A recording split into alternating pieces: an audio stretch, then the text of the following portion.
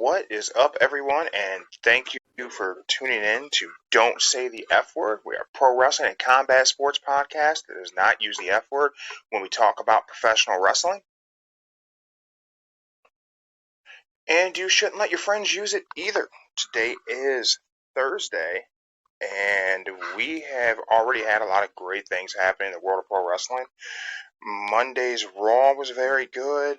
Last night, AEW Dynamite was one of the better Dynamites over the last few weeks, just from a match pacing, the matches that were put out, and some storyline development there. Gotta just touch on a few of the big stories of the week so far. No real particular order. We'll start things off though with Raw on Monday, the Cody Rhodes Paul Heyman promo. Getting a lot of great attention, as it should. That's honestly,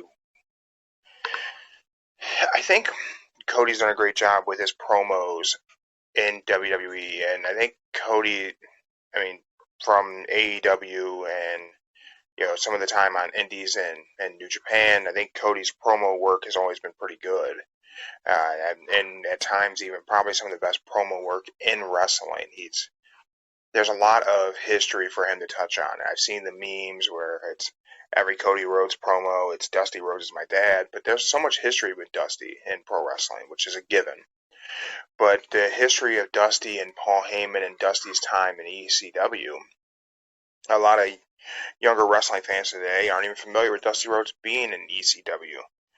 And, it was ECW did a great job of bringing in, even at the beginning with Terry Funk in ECW, bringing in guys who are established names to help get younger talent over and develop storylines and, for lack of a better term, get a little bit of that fan base that's, there, get that rub off of a guy like a Dusty Rhodes or a Terry Funk to help establish these newer talents as stars in ECW. And I think for them to touch on, the personal matters of the Rhodes family at the time in the year 2000, that the family was broke, Dusty was broke, and Paul Heyman came through and, actually paid Dusty. You hear so many stories of Heyman not paying wrestlers and the bounce checks and kind of the WWE narrative of the last days of ECW, that Paul couldn't pay wrestlers and guys were just performing with a handshake. And I'm sure there's some facts to that, but I feel like a lot of that is really played up by WWE to paint the story that ECW was failing and to kind of ignore the cult following that ECW had at a time where WWE's product was very stale and no one was really enjoying that product. But I think they did a great job establishing that, the match at WrestleMania is now personal with the Paul Heyman line that, his last conversation with Dusty, he told him that Cody was his favorite son, but Roman Reigns was a son he always wished he had.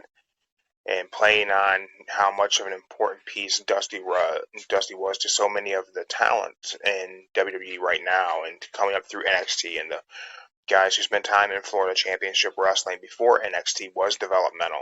And they do the Dusty Rhodes Tag Team Tournament in NXT to pay homage to Dusty and how much influence he had in the beginning days of NXT and the Performance Center and all the help he provided those young stars. And Cody's talked about it a million times that whenever he came into WWE, that Dusty stepped away, that he didn't want there to be favoritism. He didn't want to be very hands-on in Cody's development, wanted to kind of do things on his own and not be, an overbearing shadow. So I think that piece is great. I think that there's a lot to be said for how that promo started off, where Cody had to kind of acknowledge the popularity of Sami Zayn. I think that I don't know, you see reports that WWE is concerned about the Sami Zayn popularity and that that's not what they had planned for, but I kind of disagree. I mean, they probably didn't plan for it, but it's best when things happen organically, but I don't think they're concerned. I think it's a best case scenario for WWE right now to have someone who the fans want to see as a main event player and have a lot of guys who are already established main event players. I will say that the ending of the promo, even though they started off with Cody acknowledging that there was a chance that Roman may not be the champion come WrestleMania, they ended the promo with pretty emphatic that Roman's going to be the champion. That I don't know how you really get away from that, truthfully, with how important that Paul Heyman Cody promo was. I don't know how you get to a point where you could take a title off of Roman and have Sami go into WrestleMania. Like, that's not a real possibility outside of a very ridiculous swerve at Elimination Chamber in Montreal. I think there may be something to be built to continue Roman and Sami in a way, maybe post WrestleMania, maybe at WrestleMania Backlash. If Roman's not taking time off, I would imagine if Roman drops those belts to Cody at WrestleMania, Roman's got to take some time off, but I could be wrong there. That may not be the route they go.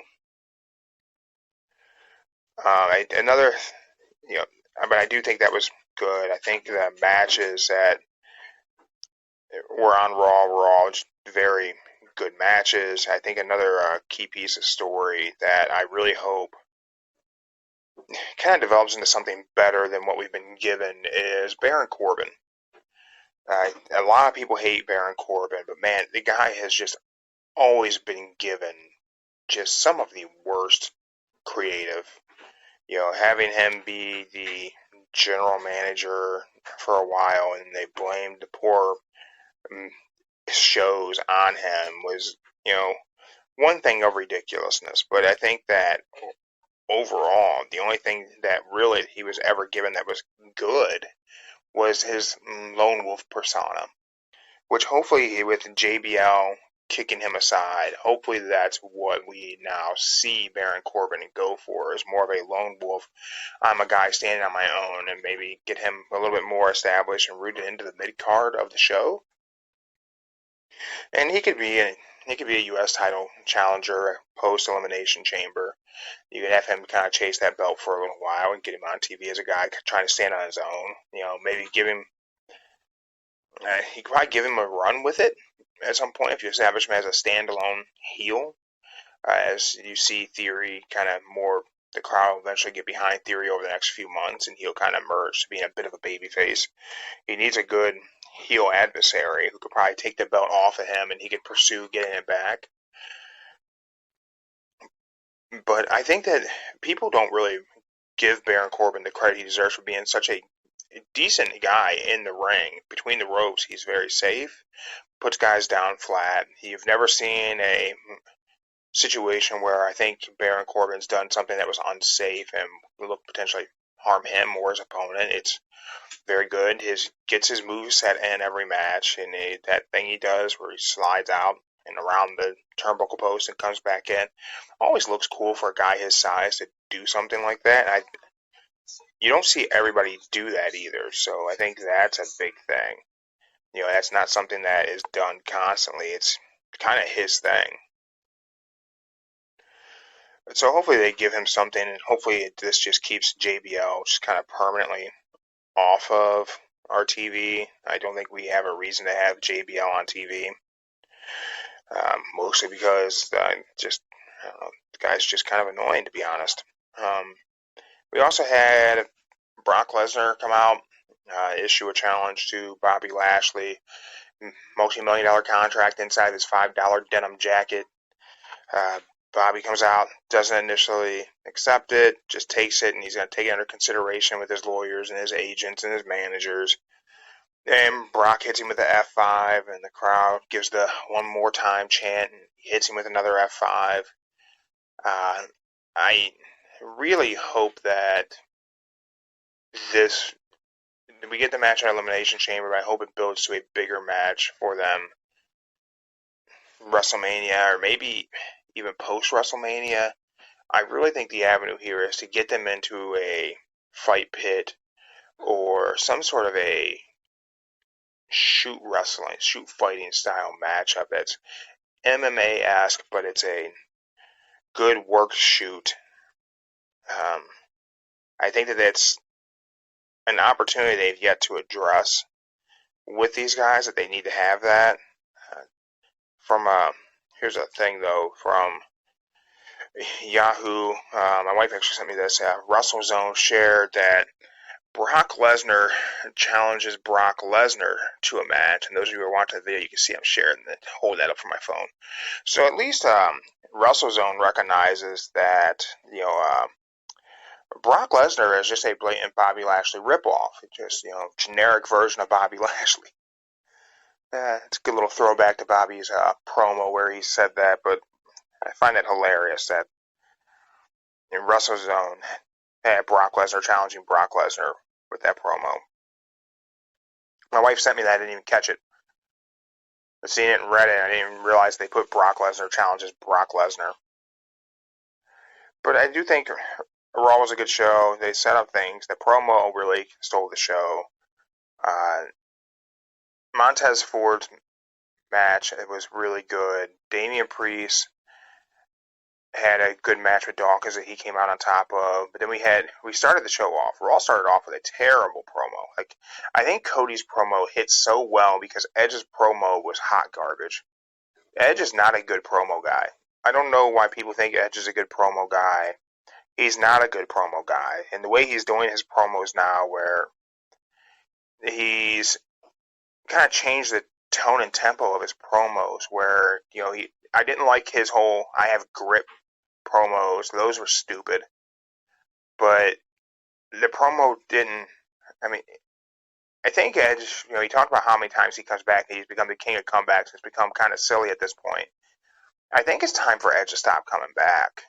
I think that the product has moved on, and his idea of, Judgment Day is supposed to make new stars and, make new threats, and it did just that. Yeah, and the fact that this Judgment Day Edge thing has been going on for literally a year without anything like coming of it, like it's long-term storytelling at its absolute worst, because we're not getting a story. We're just getting the same thing over and over again, because you can only do so much with Edge because he has so many other things going, and he's not on a full-time contract, that you really can't build you have to have these just little spurts of Edge being involved in something, then Edge has to go away, and then Edge is involved in something, then Edge has to go away.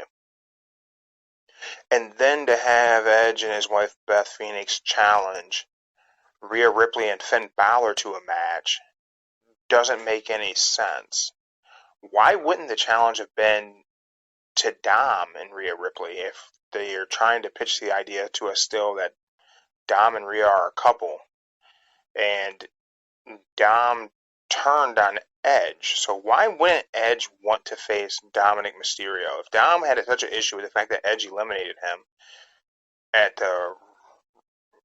that Edge cost him his win at the Rumble for whatever reason, the brawl that ensued from there as Judgment Day pulled Edge out, why would the challenge not have been to Dom and Rhea? Why is it to Finn and Rhea? It doesn't make any sense.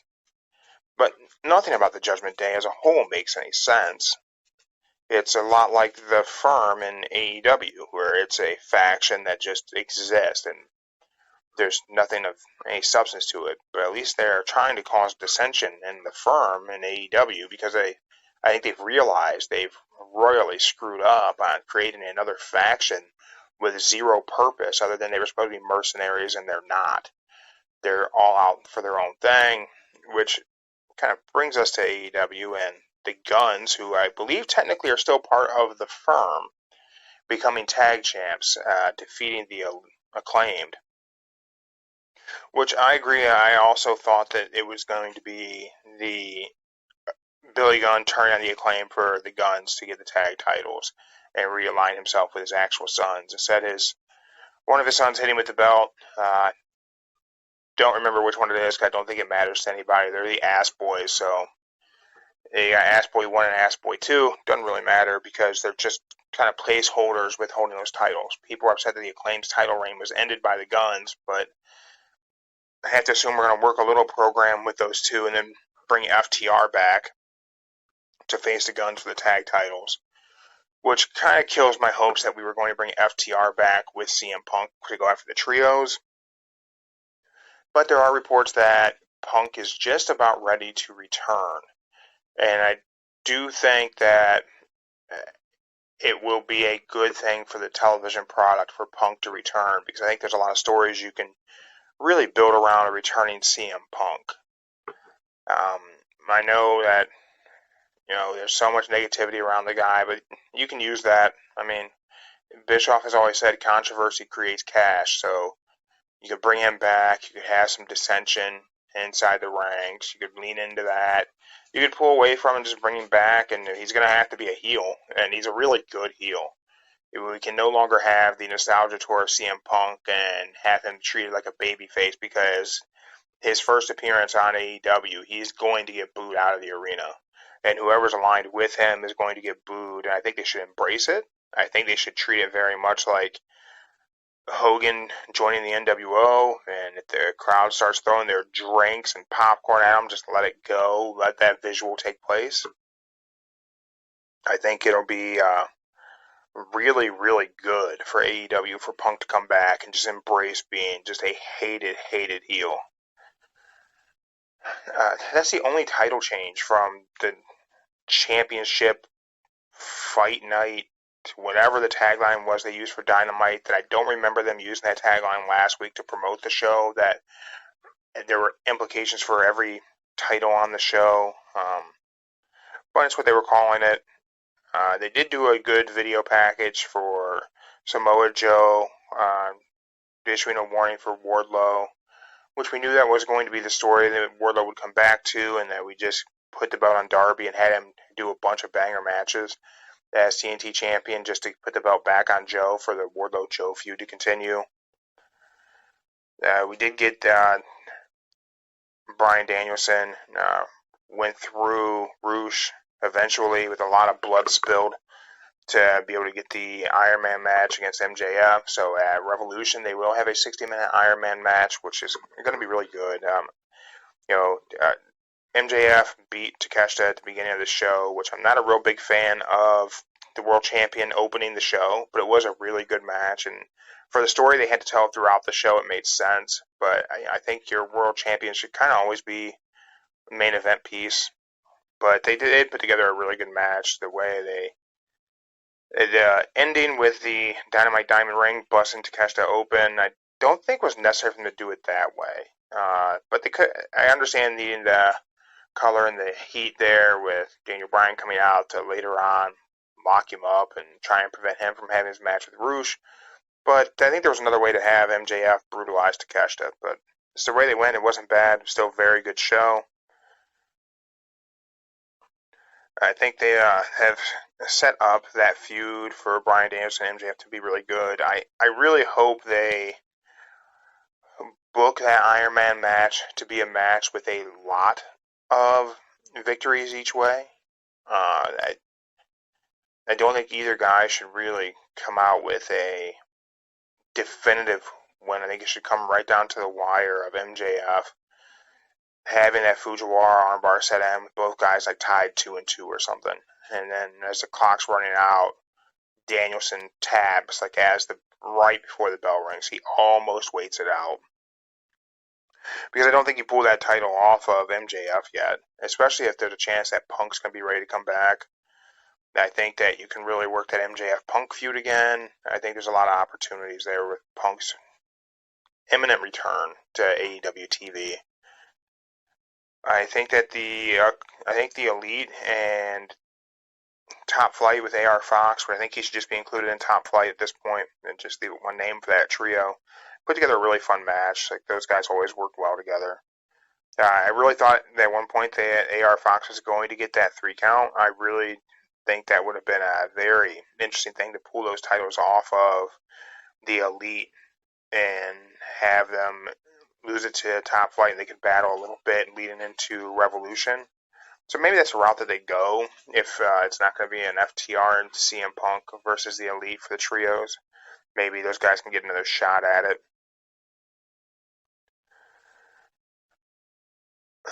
They announced that on Rampage Friday, there will be a video package from Mark Briscoe. Hear from Mark Briscoe, which last night at Dynamite, they recorded everything for Rampage on Friday, but they did not air the Mark Briscoe piece, which I think is really good. I think that needs to be more of what we have happen for Rampage, where there's pre-recorded things that aren't showed to the live crowd, that can't get spoiled, and that get broadcast on the actual broadcast on Friday night, make it a little bit more must-see. I think it needs to be more than just some promo work, but we'll see. We'll see what they end up doing. But at least they're doing something that's kind of leaving it to give you a reason to tune in to Rampage on a Friday night after watching SmackDown, or at least catching a replay if you're subscribed on Fight Plus to AEW Plus, and you can go back and watch Rampage on Saturday morning. If you're like me and you're old, you can't stay up till 11 o'clock to try and watch a pre-recorded Rampage show. On top of that, there is so far this week, I think Raw and Dynamite were both A shows this week. So far, it's been really good. It'll be interesting to see SmackDown, see where we go with Sami, see if they bring Jey Uso in for that tag match. I think that there's a lot of opportunity to go a different way with Jey. Maybe Jey works to try and screw Roman at Elimination Chamber. I think there has to be a screwjob angle done in Montreal at the Elimination Chamber in this match with Sami and Roman. And maybe it's, right now for the next couple weeks we see Jey seemingly aligned with Sami, and then he turns on Sami at the Elimination Chamber. That can be the screwjob piece. And that way it can set up something for WrestleMania Backlash. But I don't think we're going to see Sami in a main event at WrestleMania. I think you'll see Sami and KO against the Usos at WrestleMania. Hopefully not defeating the Usos and taking tag titles off of them. Because if they do that, then we're not going to see a Sami Roman follow-up post-WrestleMania. But I think this Friday will really be a lot. I think hopefully we'll get a promo from Sami that's well put together and emotional about this being a chance at title in his hometown. Can really maybe mention the fact that the Montreal Screwjob was his first live wrestling event. Maybe plant some seeds of doubt there. But I think so far this week has been good. I'm sure SmackDown's also going to be a very good show. We did hear some reports that Nick Khan believes the sale of WWE will probably happen in the next 3 to 6 months. So that should be interesting as more things come out, since a lot of rumors come out and we all thought they had already sold just a couple weeks ago, and turns out that was not the case. But I think SmackDown tomorrow night is going to be a good show. This Saturday we do have a UFC event taking place in Australia. We may have to mention some of that card on our episode Saturday morning. So make sure you like, share, and follow us on all our social media. It's Don't Say the F Word Podcast on Facebook, Instagram, TikTok. It's the Don't Say the F Word Podcast on YouTube. Be sure you subscribe so that way you can catch our episodes. You can go back, catch some of the interviews we've had. We've done some interviews with some of the bare knuckle fighting championship fighters. BKFC has a pretty stacked beginning of the year. They have an event coming up on the 17th, Knucklemania 3, the BKFC debut of Austin No Doubt Trout will also be facing his debut. Diego Nightmare Sanchez, a UFC pioneer, is going to be debuting in BKFC. He's going to get welcomed by a world-class striker in Austin Trout. And Austin Trout was on our show a couple weeks ago. You can check us out on YouTube and Spotify. You can go back and check out that episode. But we'll be back later on in the week, guys. Thank you for checking us out.